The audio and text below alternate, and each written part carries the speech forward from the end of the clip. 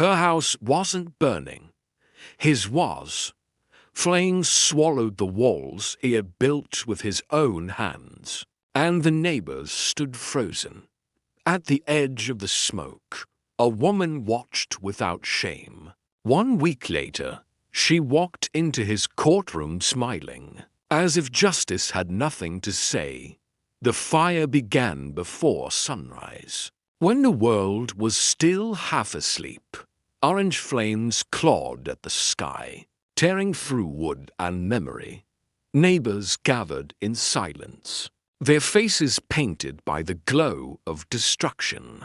In the center of the street stood Marcus, a veteran whose quiet strength had carried him through war, only to return home and build a life of peace. His house, his sanctuary, was now collapsing into ash, and not far away, a woman everyone knew. To well the neighborhood enforcer of rules, sharp-eyed, relentless-watched with a twisted satisfaction, Marcus said nothing. He did not cry out. He did not raise his voice. He only watched as the roof caved in and the smoke rose like a funeral. Banner into the night.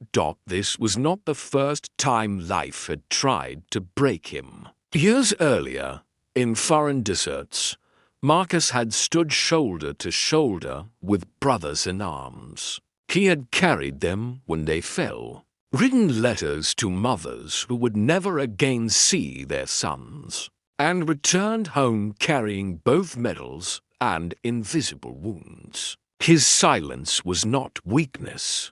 It was the silence of a man who had already seen the worst the world could offer. He built his house with the same steady hands that once held a rifle, each wall painted by his daughter's laughter, each beam lifted with sweat and stubborn hope.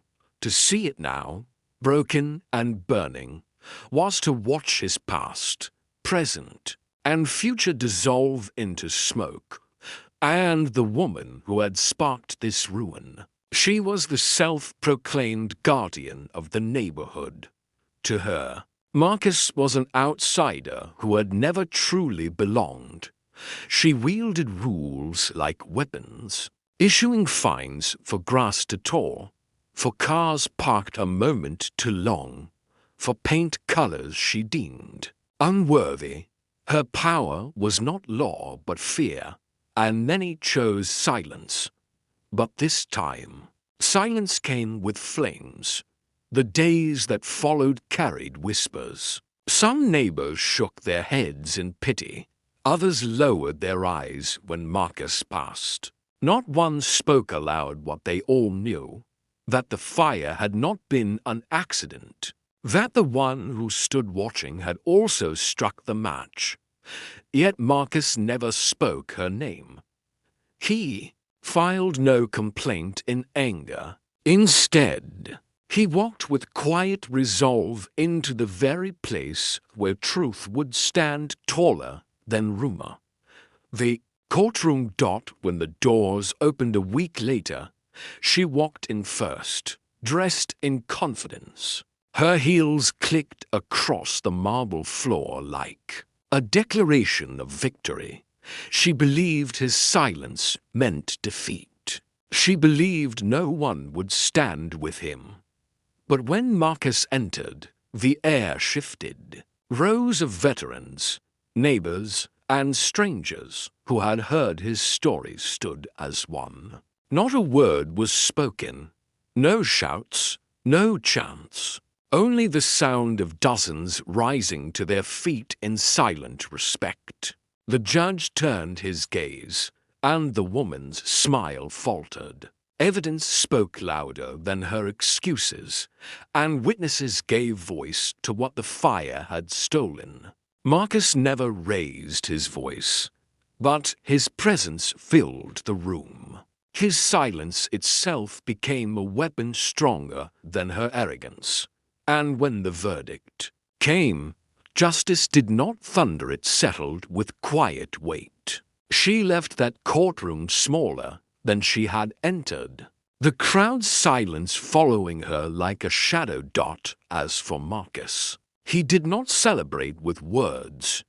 He walked out to the morning sun, where his brothers and sisters in arms stood waiting. One placed a hand on his shoulder, and Marcus spoke the only words he needed. Silence is not surrender. Sometimes it is strength. Another whispered back, homes can be rebuilt. Honor never burns. The courthouse steps became a place of quiet victory. The same man who had lost everything now stood unbroken, his dignity untouchable, his honor shining brighter than the flames that tried to consume it. And in that moment, those who watched understood a truth worth remembering. Silent heroes do not need to shout. The world will speak for them. True strength is not always found in words or power, but in dignity that cannot be burned away. Marcus lost his house, but he never lost himself. What do you think matters more, walls and roofs, or the respect of a community that finally stood tall? Share your thoughts in the comments and tell us where you're watching from. For more stories of silent strength and justice, make sure to subscribe.